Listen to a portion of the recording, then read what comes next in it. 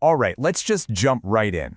When you try to picture a modern, global superband, I mean a real superband, one name is pretty much impossible to ignore.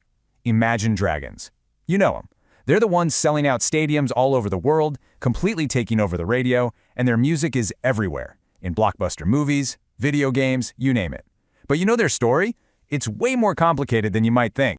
I mean, to really get a sense of just how big they are, you only need to know one truly mind-blowing stat.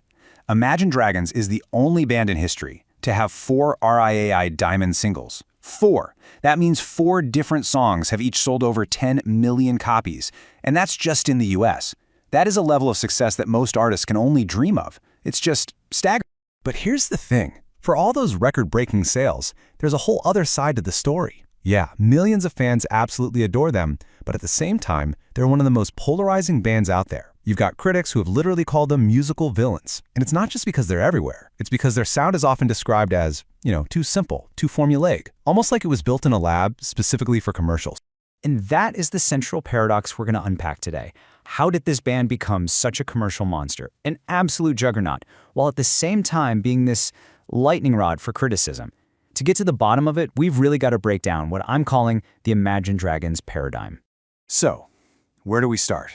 Well, we have to go all the way back to the beginning, way before the Grammys, before the sold-out world tours. Their entire sound, their whole work ethic, really, was forged in the fire of Las Vegas. And believe me, this was no overnight success story, not even close. Okay, so the band actually got its start back in 2008 in Provo, Utah. But the real game changer, that happened in 2009 when the frontman, Dan Reynolds, decided to move the whole operation to his hometown, Las Vegas. By 2011, the lineup we all know was locked in. You had Wayne Sermon on guitar, Ben McKee on bass, and Daniel Platzman on drums. And get this, all 3 of them were Berklee College of Music guys, so the talent was definitely there.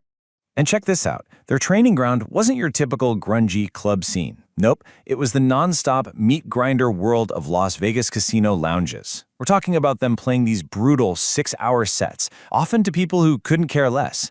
It was in that fire, that crucible, that they really learned how to own a stage, how to perform like their lives depended on it, and maybe most importantly, how to write songs so huge they could cut through the chaos of a casino floor. And all that hard work, that relentless grind, it absolutely paid off. Once they signed with producer Alex da Kid's label, they finally had the launchpad they needed to take that arena-sized sound global. And their debut album, Night Visions, well, it wasn't just a hit album. It was a full-blown cultural moment. The numbers from this album are... just look at them. They're wild. Radioactive hits number 3 on the charts and goes on to be certified 17 times platinum. It spent a record-breaking 87 weeks on the charts at the time. Then you have Demons, which went 12 times platinum. I mean, these weren't just songs, right? They were the anthems that defined a decade, and they simply would not go away. So you gotta ask, right? Success on that level just doesn't happen by accident.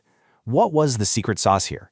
What was baked into the DNA of their music that made it connect with so many different people on such a massive scale? Well, it was like they cracked a code. It was this perfectly engineered kind of genreless blueprint. You've got Dan Reynolds' huge anthemic vocals with these massive choruses that were basically designed to be screamed by 50,000 people in a stadium. Then you mix that with production from Alex da Kid that's heavily influenced by hip-hop, these enormous stomping drums, and even textures from dubstep and EDM, which were blowing up at the time. And through it all, they still had a little hint of their indie folk roots. It was a fusion that was so clever, it could slot perfectly onto almost any radio station's playlist. But here's where the real genius comes in. The Imagine Dragons paradigm wasn't just about finding one successful formula and sticking to it. No, it was about knowing exactly when and how to change things up. They didn't just try to make Night Visions Part 2. They adapted album by album to make sure they stayed on top of the mountain. And you can see this adaptability so clearly when you look at the shift between their albums. Their sophomore album, Smoke Plus Mirrors, was this dense, experimental, kind of introspective rock record. It was complex. But then, for album number 3, Evolve, they did a complete 180, a hard pivot. They stripped everything way back and embraced this super clean, minimalist, electronic pop sound that was, frankly, perfectly built for the age of streaming. And the result of that big pivot? Just look at this, that one move. That shift with the album Evolve gave them 2 more diamond singles, Believer and Thunder. It's incredible. They saw exactly where music was going, and they tweaked their sound to meet that moment head-on. That's what cemented them as the undisputed kings of the crossover hit. And when you look at their whole career, the numbers are just mind-numbing.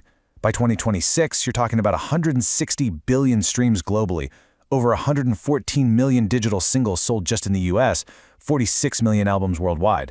By pretty much any metric you can think of, they are, without a doubt, one of the biggest bands on the entire planet. But you know, the numbers alone don't give you the full picture. Not even close. If you really want to understand the Imagine Dragons paradigm and that deep connection they have with their fans, you gotta look beyond the music. They've spent years building a legacy that's just as much about philanthropy and social advocacy. And right at the heart of that is the Tyler Robinson Foundation, or TRF for short. They actually co-founded it way back in 2013 to help families who are going through the nightmare of pediatric cancer. And what makes it so special is its focus. It's not about paying for the medical bills themselves. It's about all the other stuff, the rent, the travel costs, the childcare, all the hidden expenses that can absolutely crush a family financially when their child is sick. And man, are they effective.